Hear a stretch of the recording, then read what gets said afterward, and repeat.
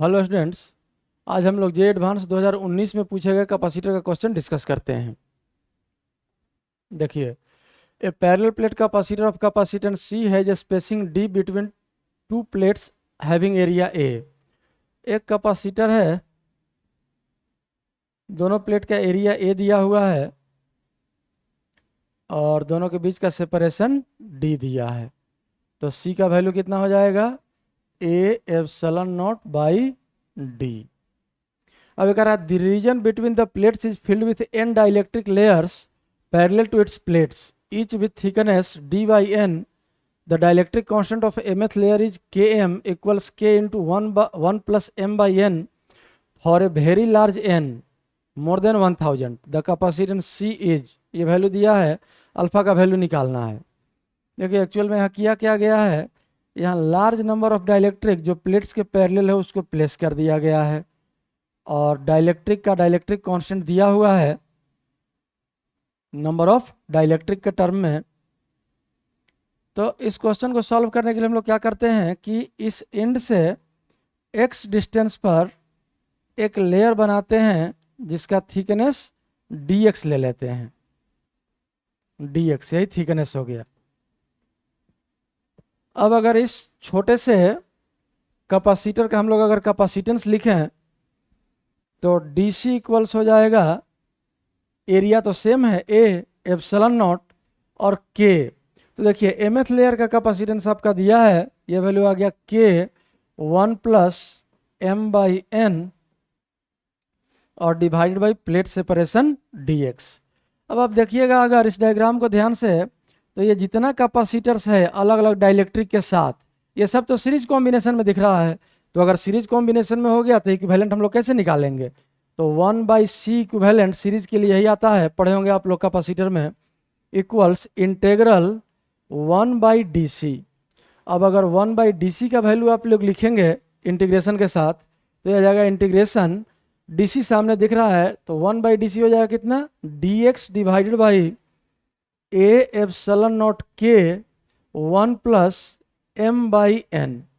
अब यहाँ देखिए ये आपका m और n नंबर के टर्म में है, कौन सा डाइलेक्ट्रिक कौन सा लेयर, और हमारा इंटीग्रेशन जो है ये कंटिन्यूअस वेरिएबल x में है। तो अब यहाँ अगर हम लोग इसको ट्रांसफॉर्म करें तो हम लोग यहाँ क्या लिए हैं, x डिस्टेंस पर dx थिकनेस लिए हैं। तो यहाँ m का वैल्यू mth लेयर का अगर माने हैं जैसे कि यहाँ x दूरी पर, तो m का वैल्यू हो गया x और n total number of layers है, तो टोटल थिकनेस कितना है d। तो स्मॉल m के जगह पर हम लोग पुट कर लेंगे x और कैपिटल N के जगह पर पुट कर लेंगे हम लोग d, और तब इसको इंटीग्रेट कर लेंगे। लिमिट क्या होगा, इस इंड पर x इक्वल टू 0 और इस इंड के लिए x इक्वल टू d। तो 1/c इक्विवेलेंट का वैल्यू कितना आ गया?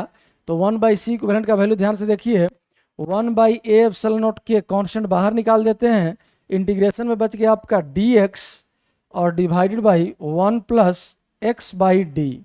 अब अगर न्यूमरेटर और डिनोमिनेटर में d से मल्टीप्लाई कर दें तो, और लिमिट तो 0 to d ही रहेगा, तो ये वैल्यू आ गया आपका कांस्टेंट बाहर में d by A epsilon not के और इंटीग्रेशन में आ गया dx divided by d plus x 0 to d equals d by A epsilon not के, और ये इंटीग्रेशन हो जाएगा ln x प्लस डी या d प्लस एक्स भी लिख सकते हैं, और लिमिट है 0 to d। जब x की जगह पर d पुट करेंगे तो ये हो जाएगा ln 2d, और माइनस जब 0 पुट कर देंगे x की जगह पर तो माइनस ln d।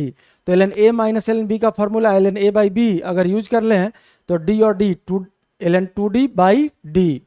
तो ये वैल्यू आ जाएगा कितना, d divided by A epsilon not के ln 2d बाई d, ये आ जाएगा। जब d अपर लिमिट रखेंगे माइनस लोअर लिमिट रखेंगे तो ln a बाई b।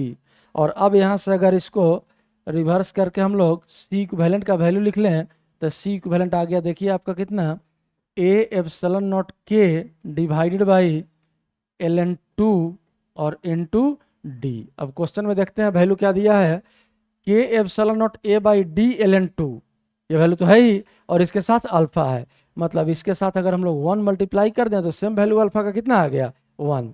तो दिस इंप्लाइज अल्फा इक्वल्स 1। यही आपका आंसर हो गया। यहाँ अल्फा का वैल्यू क्या पुट कर देंगे 1।